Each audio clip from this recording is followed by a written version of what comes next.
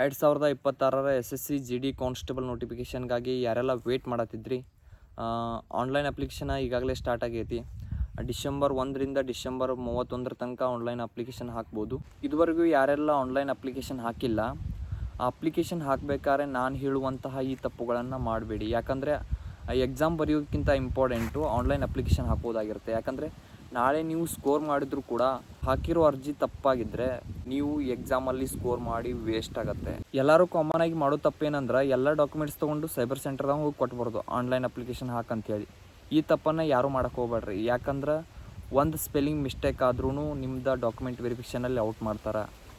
ನೀವು ಅವನ ಪಕ್ಕದಲ್ಲೇ ಕೂತು spelling to spelling, word to word observe ಮಾಡಿ, ನಿಮ್ಮ ಡೇಟ್ ಆಫ್ ಬರ್ತ್ನ ಅಬ್ಸರ್ವ್ ಮಾಡಿ. ಯಾಕಂದರೆ ಡೇಟ್ ಆಫ್ ಬರ್ತ್ ಭಾಳ ಇಂಪಾರ್ಟೆಂಟ್. ಡಾಕ್ಯುಮೆಂಟ್ ವೆರಿಫಿಕೇಷನಲ್ಲಿ ಸ್ಪೆಲ್ಲಿಂಗ್ ಮತ್ತು ಡೇಟ್ ಆಫ್ ಬರ್ತ್ನ ಭಾಳ ಅಬ್ಸರ್ವ್ ಮಾಡ್ತಾರೆ.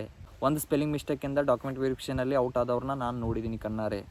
ಅದಕ್ಕೆ ನಾನು ಹೇಳೋದು ಸೈಬರ್ ಸೆಂಟರ್ದವ್ನ ಪಕ್ಕದಲ್ಲಿ ಕೂತು ಆನ್ಲೈನ್ ಅರ್ಜಿಯನ್ನು ಹಾಕಿ. ಯಾಕಂದರೆ ನೀವು ಎಷ್ಟೇ ಸ್ಕೋರ್ ಮಾಡಿದ್ರೂ ಹಾಕಿರೋ ಅರ್ಜಿ ತಪ್ಪಾಗಿದ್ದರೆ ಯಾವುದೇ ಉಪಯೋಗ ಇಲ್ಲ.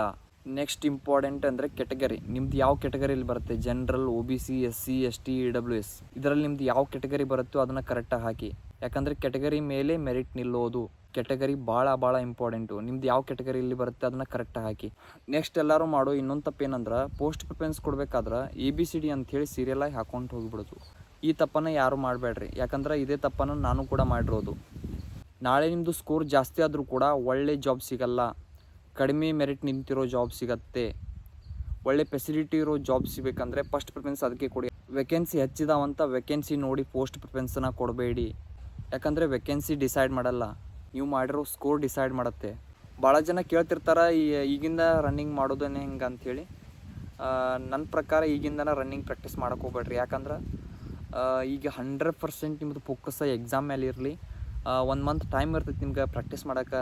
ಮಾರ್ನಿಂಗ್ ಒಟ್ಟು ರನ್ನಿಂಗ್ ಮಾಡೋಕೆ ಹೋಗ್ಬೇಡ್ರಿ. ಯಾಕಂದ್ರೆ ಮಾರ್ನಿಂಗ್ ನೀವು ಟಯರ್ಡ್ ಆದ್ರಿ ಅಂದ್ರೆ ಪುಸ್ತಕ ಹಿಡ್ದಿದ ತಕ್ಷಣ ನಿದ್ದೆ ಬರ್ತಾವೆ, 100% ನಿದ್ದೆ ಬಂದೇ ಬರ್ತಾವೆ.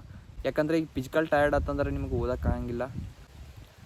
ಈ ವಿಡಿಯೋ ನಿಮಗೆ 50% ಆದರೂ ಹೆಲ್ಪ್ ಆಗಿದೆ ಅಂತ ನಾನು ಅಂದ್ಕೊಂಡಿದ್ದೀನಿ. ಹೆಲ್ಪ್ ಆಗಿದ್ದರೆ ಲೈಕ್ ಮಾಡಿರಿ, ಚಾನಲ್ಗೆ ಹೊಸಬರಾಗಿದ್ದರೆ ಸಬ್ಸ್ಕ್ರೈಬ್ ಮಾಡಿರಿ. ಸಿಗೋಣ ನೆಕ್ಸ್ಟ್ ವಿಡಿಯೋದಲ್ಲಿ ಹೊಸ ಅಪ್ಡೇಟ್ ಜೊತೆ. ಜೈ ಹಿಂದ್, ಜೈ ಭಾರತ್.